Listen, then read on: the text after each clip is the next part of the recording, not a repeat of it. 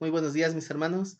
Bienvenidos a este nuevo domingo de reflexión y vamos a analizar un poquito de la palabra de Dios y el día de hoy vamos a reflexionar acerca de una pregunta hipotética y esta pregunta es, ¿qué pasaría si Cristo viniera en este preciso momento? Nosotros a veces vemos tan lejana la llegada de Cristo que pensamos que puede llegar en 20 años, 50 años, 100 años, en 1000 años tal vez, y podría llegar en cualquier momento. ¿Qué tal si llegara en este preciso momento? Y te encontrara, pues no sé, haciendo algo que no es correcto, y ¿qué cuentas le darías o con qué orgullo recibirías al Señor, no? En esa posición. Esta es la pregunta que nos vamos a plantear esta mañana.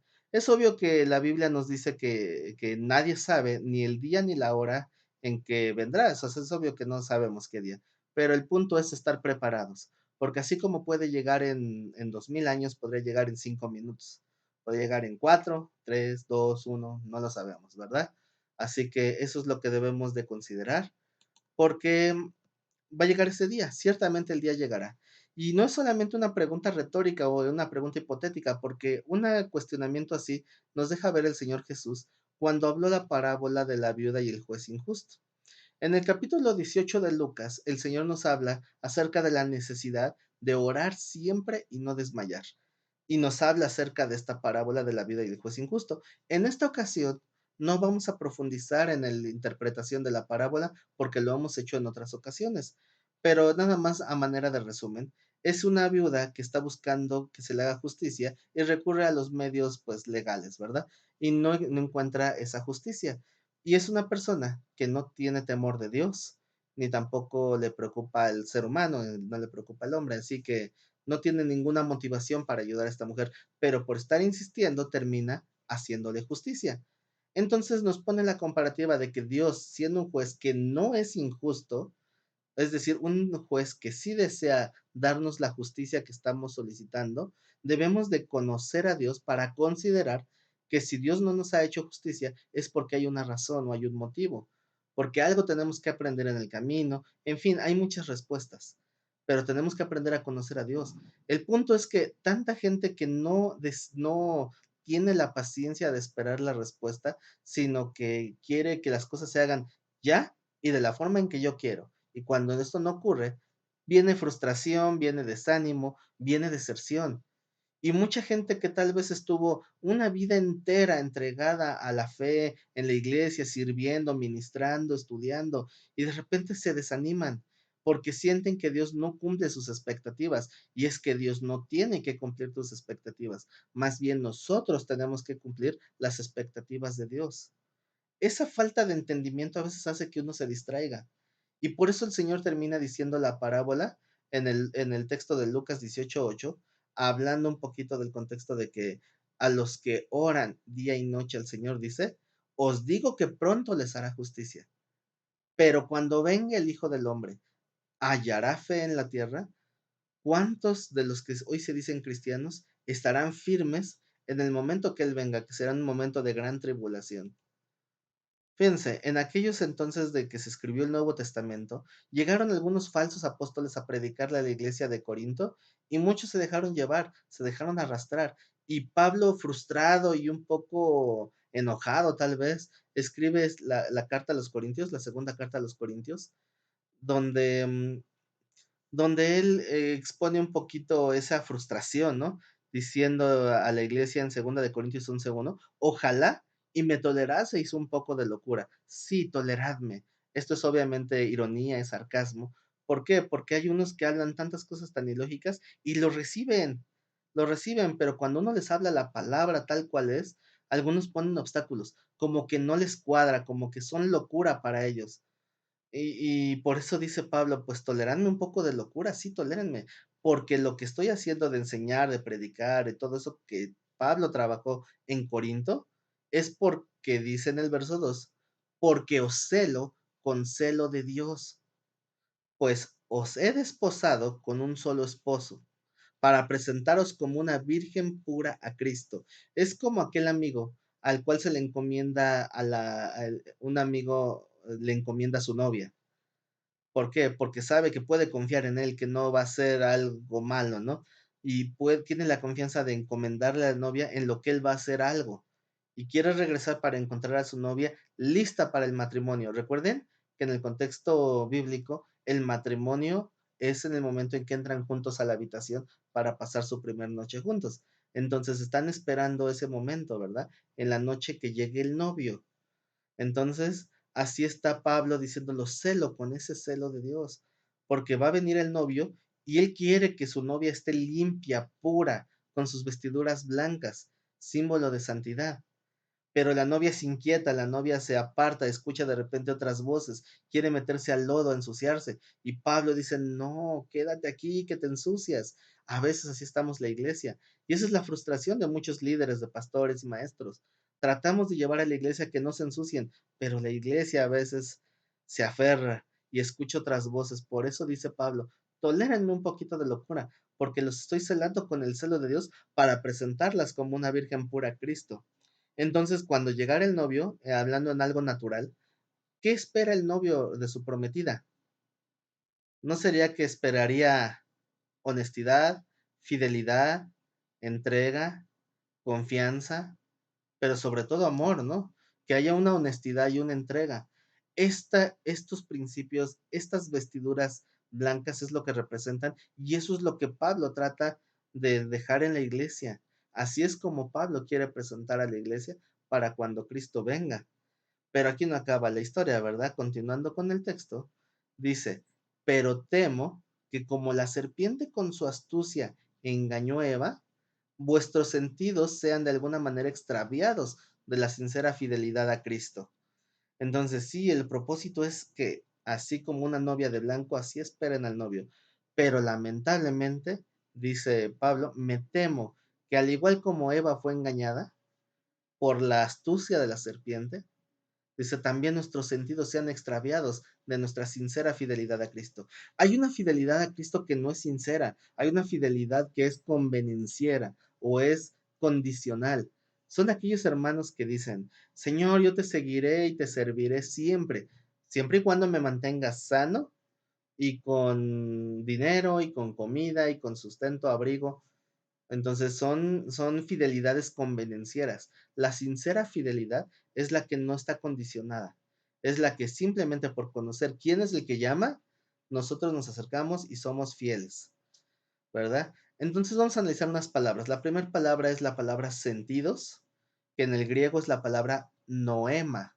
Esta palabra noema se tradujo obviamente como sentidos, pero entre sus significados están los de percepción, intelecto, propósito y disposición. Entonces, ¿qué es lo que puede ser extraviado a través de esa astucia o esas artimañas del enemigo? Nuestra percepción, nuestra mente, el propósito que Dios nos dio y nuestra disposición de servir a Dios. Podemos ser arrastrados en nuestros sentidos. Los sentidos en español, pues es nuestra percepción. Humanamente hablando, Dios nos dio 5 sentidos, ¿verdad? La vista, el olfato, el gusto, el tacto, ¿para qué? Em, para que nosotros podamos percibir nuestro entorno, pero lo espiritual se ha de discernir espiritualmente. Entonces, a veces nuestros sentidos naturales se confunden con lo espiritual y pueden ser extraviados. Y cuando llegue Cristo podríamos no estar en una fidelidad sincera a Cristo. Dice que nuestros sentidos sean de alguna manera extraviados. La palabra extraviado en griego es la palabra seiro. Esa palabra se traduce como arruinar o como corromper.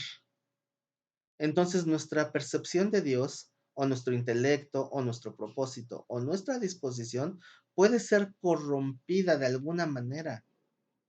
Y entonces nuestra fidelidad a Cristo, nuestra comunión con Dios, podía estar engañosamente mal, así como la serpiente hizo tropezar a Eva con esas artimañas, que esa es la comparativa, podríamos nosotros ser arrastrados al error y que nuestra percepción de Dios sea equivocada. ¿Cómo cambió la percepción de Eva? La serpiente le dijo, con que Dios os ha dicho que no comas de los árboles, de los frutos. Entonces Eva dice, no, el Señor sí nos deja comer de los frutos, solamente nos prohibió uno. del árbol de la ciencia del bien y del mal. Entonces, ¿cuál es la percepción que tenía Eva de Dios? Que hay que obedecerle porque Él nos creó simplemente. Pero la serpiente cambió la percepción acerca de Dios, cambió nuestra manera de pensar, o sea, en Adán y Eva, cambió la percepción de Dios. ¿Cómo? Cuando le dijo, no, no morirás, sino que Dios sabe que el día que tú comas de ese fruto serán abiertos tus ojos y podrás discernir por ti misma el bien y el mal. Entonces, ¿cuál es la percepción que le deja a Eva acerca de Dios? Que Dios tiene intenciones ocultas, que Dios no es honesto, que Dios quiere manipular. Son percepciones equivocadas. ¿Todo por qué? Porque se dejó arrastrar y de alguna manera sus sentidos fueron extraviados de la sincera fidelidad a Dios. Y es de lo que tenemos que cuidarnos. Esa es la exhortación de Pablo. Yo quiero presentarlos como una virgen pura a Cristo, pero me temo que su sentido, su percepción, sea extraviada, sea arruinada o corrompida. Otra palabra que se traduce es enviciado. Los vicios, pues, son aquellas cosas que nos corrompen nuestra salud y nuestra mente. Y algunas cosas que oímos o algunas costumbres que tenemos pueden enviciar nuestra vida espiritual para que no sea sana y nos arrastran de igual manera, ¿verdad? Entonces, ¿qué puede arruinar nuestra percepción de Dios? Número uno, la carne. ¿Podemos nosotros arruinar nuestra percepción de Dios, nuestro intelecto en cuanto a Dios? De tres áreas diferentes. La primera es la carne. ¿Por qué? Porque los deseos de la carne, y los deseos de los ojos, perdón, y la vanagloria de la vida son rasgos de la carne. Nos hacen caer. La diferencia es que los deseos de los ojos es algo que ya está interno. Entonces, cuando viene la tentación, aflora lo que hay en nuestro corazón caído, ¿no? En nuestro corazón engañoso. Y los deseos de la carne, pues vienen de nuestro corazón. Así que vienen todas esas cosas que nos hacen tropezar. La vanagloria de la vida es externa, es decir, es lo que el mundo nos ofrece para seducirnos. Todo eso nos deja llevar por la carne, o sea, nos deja llevar a lo que deseamos y no a lo que Dios desea. Dice la palabra que los deseos de la carne y los deseos del espíritu se oponen para que no hagamos lo que la carne quiere. Ya a quien obedezcas, bueno, eso va a depender de ti, pero esos deseos de la carne pueden arruinar nuestra percepción de Dios y nuestra comunión, obviamente. Otra parte importantísima es el alma, porque en el alma es donde está nuestra manera de pensar, de entender y de razonar. Entonces ahí están las filosofías y los argumentos. Todo eso que nos hace supuestamente a través de racionalizaciones entender mal de Dios o entender algo que no era de Dios.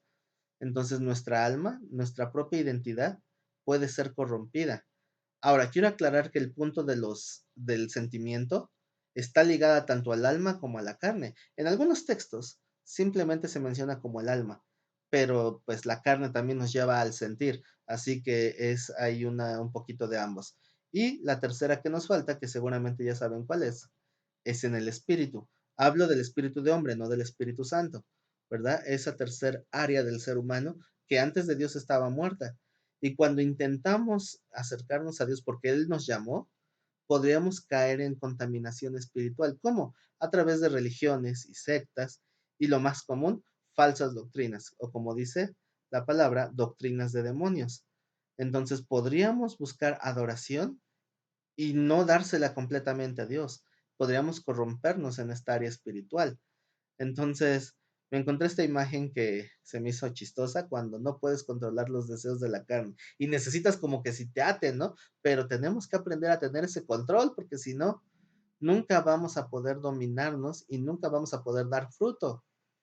Es en la carne. En cuanto al alma, siempre va a haber alguien que nos quiera argumentar o debatir que estamos haciendo algo mal. Y si nosotros no tenemos bien plantados nuestros argumentos, nuestra base que es Cristo, no la tenemos bien cimentada, pueden hacernos dudar y pueden hacernos caer. Y bueno, ¿qué más decir del Espíritu? ¿Qué es donde más puede haber caídas? En Primera de Timoteo 4:1 dice que el Espíritu dice que en los últimos tiempos algunos apostatarán de la fe. ¿Por qué? Apostatar es precisamente divorciarse de Dios, es traicionar a Dios, porque están escuchando espíritus engañadores y doctrinas de demonios.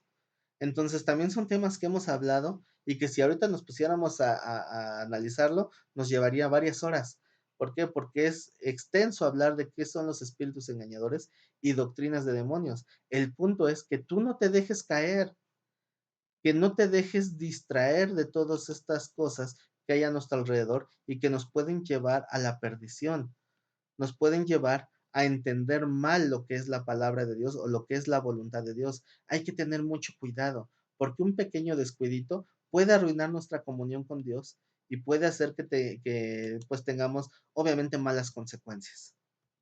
Entonces, tenemos el texto que nos habla el Señor de una exhortación a cuidar este momento, el momento en que el Señor venga, a través de la parábola de las 10 vírgenes. Esta parábola la encontramos en Mateo 25. Recuerden que a partir de Mateo 24 empieza a hablar de las señales que va a haber antes del fin. Los discípulos le habían preguntado, Señor, ¿qué señales habrá de tu venida y del fin del mundo? Entonces el Señor les empieza a dar una serie de señales y en este contexto de cuando el Señor regrese, nos habla la parábola de las 10 vírgenes. Dice que entonces el reino de los cielos será, o sea, es decir, en el momento de que Él venga, será semejante a 10 vírgenes que tomando sus lámparas salieron a recibir al esposo, y parecido al ejemplo que daba Pablo en la carta a los Corintios. Entonces dice que 5 de ellas eran prudentes y 5 insensatas. Las insensatas tomaron sus lámparas y no tomaron consigo aceite, mas las prudentes tomaron aceite en sus vasijas juntamente con sus lámparas. Recuerden que el ser precavido y ser prudentes es algo que debemos de desarrollar y en lo espiritual más aún, ¿no? Ser prudentes. En el ejemplo literal de una virgen que está esperando a la novia afuera de la casa en la noche, pues tiene que llevar su lamparita con aceite. Entonces, si yo me hago la idea de que pues no ha de tardar en llegar, bueno, pues ya ven que sí tardó y se les acabó el aceite. Pero las prudentes, precisamente, la prudencia se refleja en el prever, en saber lo que puede pasar y estar prevenido.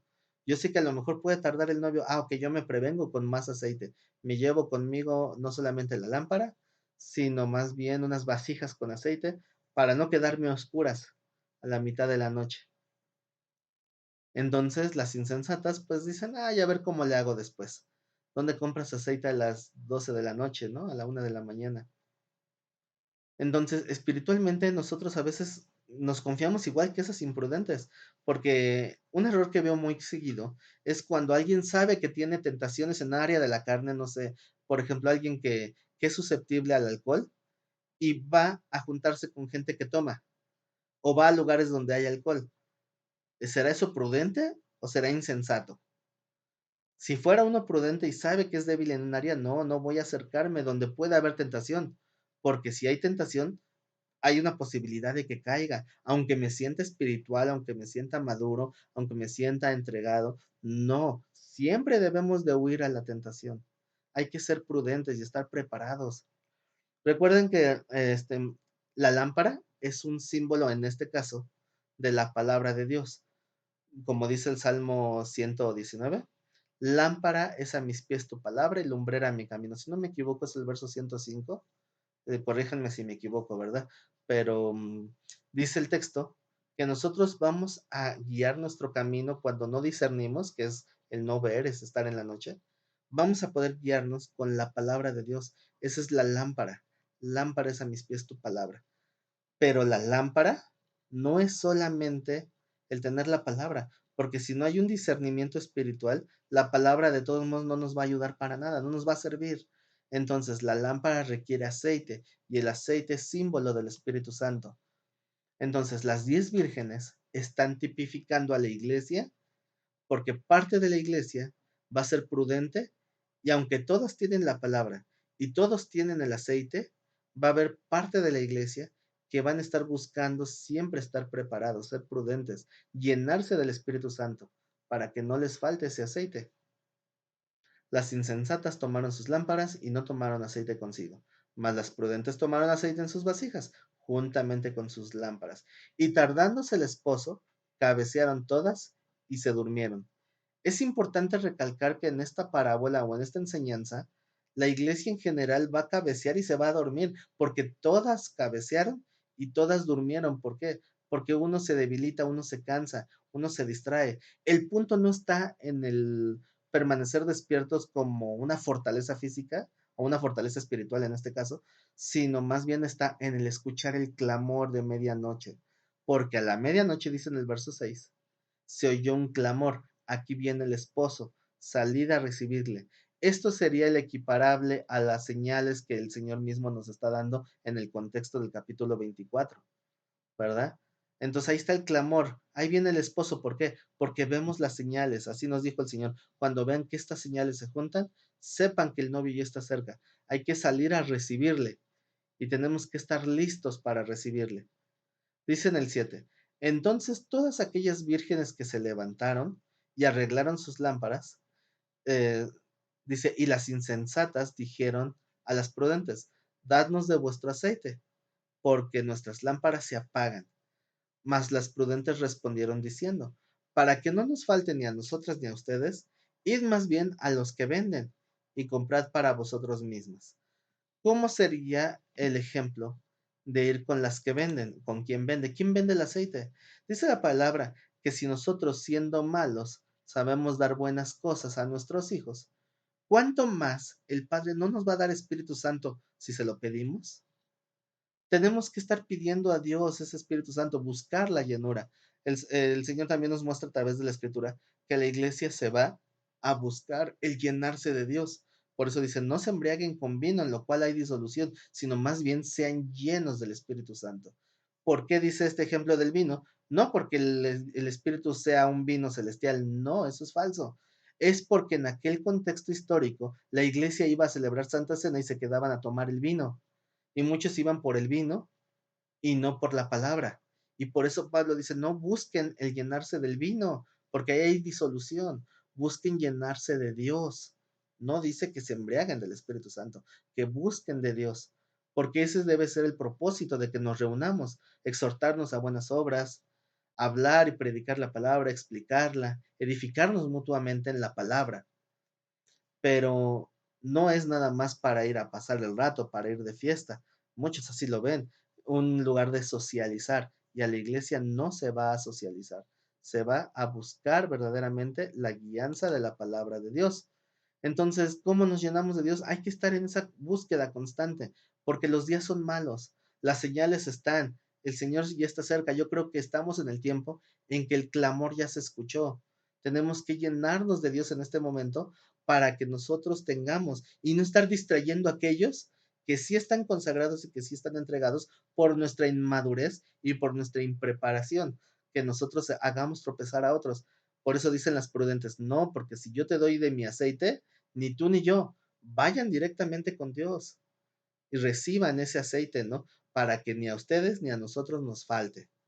La iglesia en el simbolismo actual sería como que no dejemos o no busquemos que recibamos esa luz, esa iluminación, ese discernimiento del prójimo. O sea, el pastor, el líder, el hermano, no nos va a dar el discernimiento viene de Dios. Ese aceite, esa comunión es directamente con Dios. Nadie te lo puede dar. Hubo un tiempo en que se puso de moda una doctrina de que dame de tu unción o imponme manos para que me des de tu unción. No, ve directamente con el que provee el aceite para que no te falte. Pero para este momento del clamor en la parábola ya era demasiado tarde, ¿verdad? Porque dice en el verso 10, pero mientras ellas iban a comprar, vino el esposo y las que estaban preparadas entraron con él a las bodas y se cerró la puerta. Después vinieron también las otras vírgenes diciendo, Señor, Señor, ábrenos. Mas él respondiendo dijo, de cierto os digo que no os conozco. Velad pues, porque no sabéis el día ni la hora en que el Hijo del Hombre ha de venir. Entonces, si hubiera alguna duda, el mismo Señor nos aclara que esta parábola tiene la intención específica de ponernos las pilas, de estar despiertos, eso es velad, es decir, que el sueño no nos venza, porque hay cansancio, hay agotamiento, hay problemas, hay falta de salud, hay muchas cosas, pero debemos de saber permanecer firmes en el lugar que Dios nos da, que no sean extraviadas nuestra manera de pensar, porque podríamos caer de nuestra firmeza. Dice la palabra que el que cree estar firme, mire que no caiga, porque igual vas a cabecear y te vas a dormir. Todos nos vamos a quedar dormidos en algún momento, pero tenemos que estar atentos al clamor y estar preparados, llenas las vasijas con el aceite que es el Espíritu Santo, para que la palabra pueda hacer un cambio verdadero en nuestra vida. Entonces dice, velad, porque no sabes ni el día ni la hora en que el Hijo del Hombre ha de venir. ¿Y de qué grupo quieres ser? ¿De las prudentes que pasaron al gozo del Señor? ¿O de las insensatas que se quedaron a llorar allá afuera? A veces estas parábolas que hablan del día en que venga el Señor, habla del lloro y el crujir de dientes, habla de la medianoche, pero en este caso de las 10 vírgenes no está hablando de una condenación en el infierno, está hablando de quedarse a la gran tribulación, de quedarse al juicio a las naciones. ¿Por qué? Porque más bien a la del juicio a las naciones, no, perdón, a lo que es la persecución del anticristo. Ujú. El juicio de las naciones es otra cosa, porque ahí no estarán ningún hijo de Dios. Y aquí estamos hablando de la iglesia, aunque no estaban preparados, siguen siendo de la iglesia porque sí tenían aceite. Algunos dicen que las 5 vírgenes insensatas habla de los falsos cristianos, pero no, porque tenían aceite y el aceite solamente se obtiene cuando naces de nuevo. Tenían aceite en su lámpara. Lo que les faltaba era comunión, era estar llenas de Dios. Entonces son las que les va a tocar que el anticristo les persiga y les corte la cabeza, porque no todos se van en el arrebatamiento, pero no está hablando de juicio del infierno, está hablando de estar o no estar preparados para cuando venga el Señor. No tienes que prepararte para la salvación, porque simplemente es creer y la recibes, tener fe en el plan de salvación y la recibes, pero estar preparado para entrar a las bodas del Cordero y al tribunal de Cristo, sí necesitas tener ese aceite. Así que esta es una exhortación bien fuerte, porque no todos están preparados. Y por eso la reflexión de esta mañana. ¿Qué pasaría si el Señor viniera ahorita? Si esta fuera la medianoche espiritual, ¿te quedaste dormido? ¿Cabeceaste? Porque muchos cabecearon y se durmieron, ¿verdad? Pero si el Señor viniera ahorita, ¿qué te encontraría haciendo? ¿Qué tal si, qué tal si ya escuchaste el clamor, pero te estás dando cuenta de que te falta el aceite? ¿Y qué tal si ya no tienes tiempo de ir a buscar más comunión? ¿Qué tengo que hacer? Bueno, hay que prepararnos porque ahorita precisamente sí nos está dando tiempo. Las misericordias de Dios son nuevas cada mañana. Y si hoy Dios te dio la oportunidad de despertar, es porque Dios ha mostrado su misericordia contigo. Así que vamos a ver muy brevemente cómo prepararme para la llegada del Señor en 3 simples y sencillos pasos. Hoy vamos a descubrir el hilo negro. ¿Qué necesito para estar preparado para cuando el Señor llegue? Si es que el Señor llegara ahorita, hay que dar esos 3 pasos, pero ya. Paso número 1, estudiar. Primero es estudiar. Yo sé que tal vez algunos están pensando, es que no, primero tengo que estar a cuentas con Dios y tengo que orar. No, te voy a decir por qué no. Porque el estudiar es antes que el orar. Porque lamentablemente mucha gente que no tiene el conocimiento se acerca a Dios de una manera incorrecta. Y hay gente que dice, vamos a orar, y lo que hacen es, yo declaro, yo decreto, yo profetizo, y yo muevo los montes, y yo. ¿Y dónde está la oración? ¿No dice también Santiago que muchos piden y no reciben porque piden mal? Porque piden para gastar en sus propios deleites. Primero tengo que acercarme a conocer de Dios. Por eso es que la fe viene por el oír, porque cuando me están predicando, se va cimentando una fe que me hace conocer a Dios. Tengo que conocerlo de la manera correcta. Tengo que por lo menos acercarme a escuchar. Si no voy a ir a un instituto bíblico, por lo menos un discipulado. Si no estudio el discipulado, por lo menos voy a escuchar las predicaciones dominicales. Si no escucho las predicaciones dominicales, entonces ya qué buscas, ¿no? No estás poniendo nada de tu parte. Ah, sí, lo que hago es ponerle ahí en el YouTube predicación cristiana y ya con eso. No, tienes que estar con un pastor que te pueda guiar y que te pueda cuidar de tu crecimiento espiritual, porque aunque tal vez no lo noten, pero cuando un pastor está a cargo de una congregación, tal vez va a haber días que no les diga nada, pero por lo menos sabe la situación de su congregación. Yo sé la situación de la gran mayoría de mi congregación, aunque no pueda hablar con todos. Obviamente, hasta donde la misma iglesia permite al pastor involucrarse, pero uno tiene cierto cuidado y podemos interceder, podemos orar, podemos orientar, porque necesitamos de la iglesia, necesitamos en ese ambiente congregacional impulsarnos, porque el Señor levantó 5 ministerios para edificar a su iglesia, para que nos preparemos para también servir. Entonces, ¿cómo comienza todo? Estudiando. No pongan simplemente cualquier predicador y digan que eso va a suplir a la iglesia, porque no, necesitan tener una congregación donde puedan tener un seguimiento y puedan ir madurando y creciendo. Recuerden ese texto de Oseas 4:6, mi pueblo fue destruido porque le faltó conocimiento.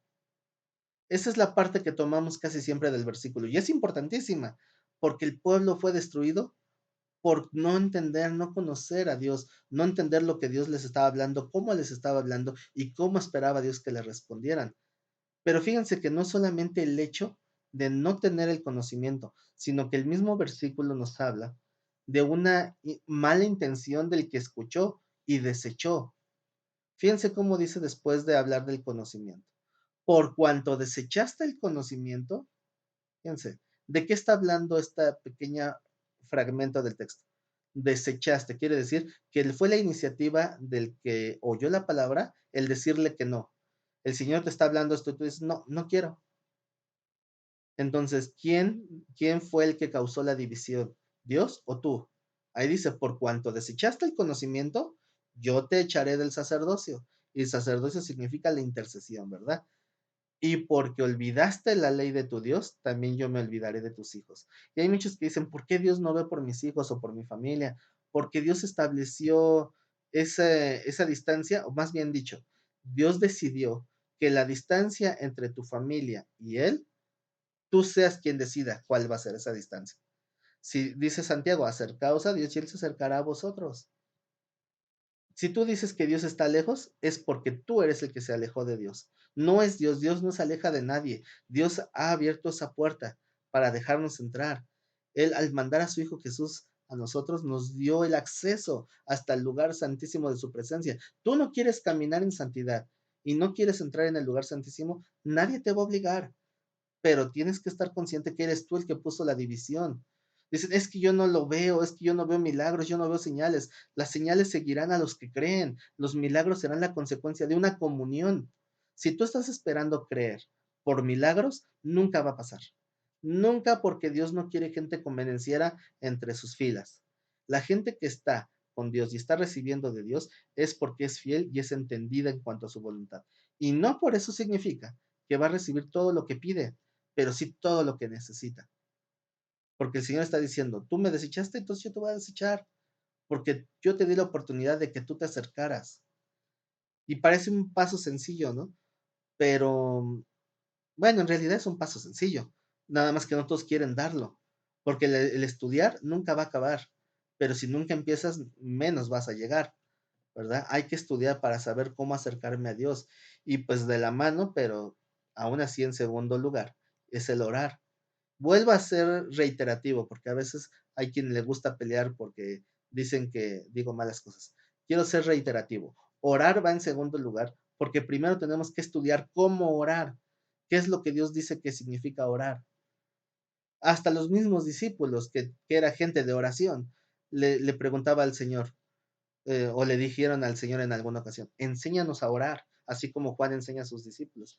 Y entonces el Señor le dice, cuando oren, oren de esta manera. Y empieza a hablar el Padre Nuestro, que es un modelo de oración, que también simplemente ahí hay enseñanza. ¿Cómo orar? Ah, pues acércate a aprender de qué manera orar.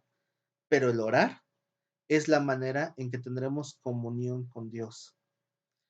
Dios ya sabe de qué cosas tenemos necesidad y tenemos otros temas que hablan de la oración. Dios sabe de qué cosas tenemos necesidad, pero lo que Él quiere es que tú te acerques, como volvemos a lo que mencionábamos hace un momento. El Señor se va a acercar en la misma medida en que tú te acerques. Dios no necesita saber, pero tal vez tú sí necesitas exponer tu confianza en Dios para que sepas dónde está tu corazón, si está en Dios o no. Y la oración es parte fundamental de la vida. Podríamos poner cientos de textos aquí, ¿no? Que oremos en todo tiempo sin cesar, orando y rogando por todos los santos que están pasando por aflicción, así dice la Escritura. Podemos mencionar muchos textos, pero desde el día del que se estableció el Shabbat en el Antiguo Testamento es un día de oración. Entonces yo creo que es más obvio que nada la necesidad de orar, ¿verdad? Y el punto número 3, no menos importante, es aplicar lo que estoy orando y lo que estoy estudiando, tengo que llevarlo a la aplicación, porque Santiago 1:22 dice que debemos ser hacedores de la palabra y no solamente oidores. Y es interesante porque este texto de Santiago dice que si nosotros somos oidores y no hacedores, nos engañamos solos. Hay gente que se siente cristiana porque cumple con congregarse, cumple tal vez con ofrendar, cumple con estar en las reuniones que puede estar, o sea, de estudio, cumple con, no sé, tal vez predicar, dar folletería a la gente, no sé. Puede decirse que está cumpliendo, pero se está engañando solo, porque Dios no quiere oidores de la palabra, quiere hacedores. Y el mismo Santiago nos dice que una fe que no tiene obras es una fe muerta. Pregunta Santiago, a ver, ¿cómo me puedes mostrar tu fe sin obras? Yo, por el contrario, por las obras te voy a demostrar mi fe.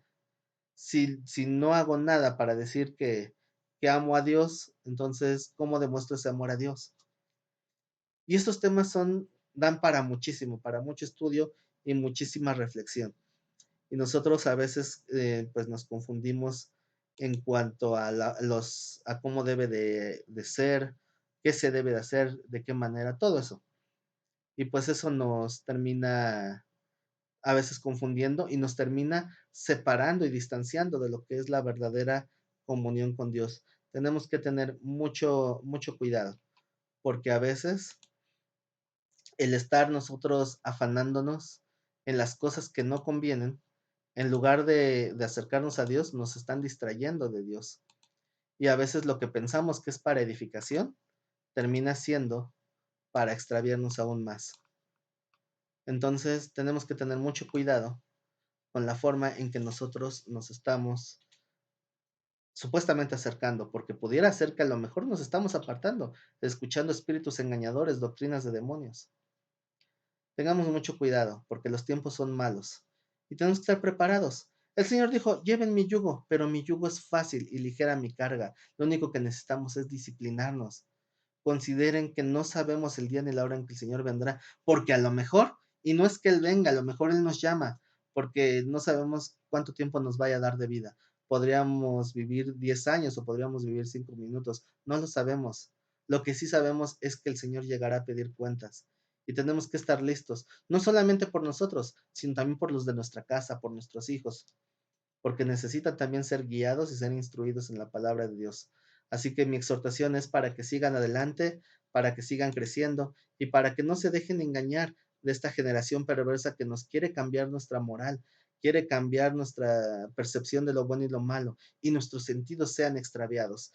Es una exhortación bastante fuerte, así que tengan mucho cuidado con su proceder, con su actuar y no dejen que estos momentos que de repente no nos podamos congregar los hagan que se aparten, que los hagan olvidarse de lo que Dios está trabajando en cada uno de ustedes. Así que busquen disipularse. No esperen a que vaya el pastor por ustedes. No esperen a que me llame. No esperen a que vaya a orar por mí, a que venga a orar por mí el hermano o el pastor. No, ustedes tienen que buscar a Dios todos los días con fervor porque la situación cada vez se va a poner peor. Así que levantemos el rostro, afirmemos el rostro y sigamos luchando esta buena batalla de la fe. Hay que estudiar la palabra, hay que discernirla y hay que ponerla por obra. La oración se da por sentado, ¿verdad? Porque nosotros hemos aprendido a orar y se supone que oramos todos los días, en todo momento. Y esta es la reflexión que les quería dejar en esta mañana. Como siempre, esperando que este tema les haya sido de bendición, de mucha edificación. Si lo consideran apropiado, compártanlo con sus conocidos. No olviden dejar un like a este video porque esto ayuda a hacer crecer el canal. El canal es pequeñito, pero pues queremos crecer, así que compártanlo, denle like. Si no lo han hecho, suscríbanse a este canal, activen el icono de la campanita porque pues eso también nos ayuda, ¿verdad? Así que con esto yo me despido. Que Dios me los bendiga mucho y si Dios lo permite, si nos presta vida, nos estaremos viendo en un próximo video. Así que nos vemos en la próxima.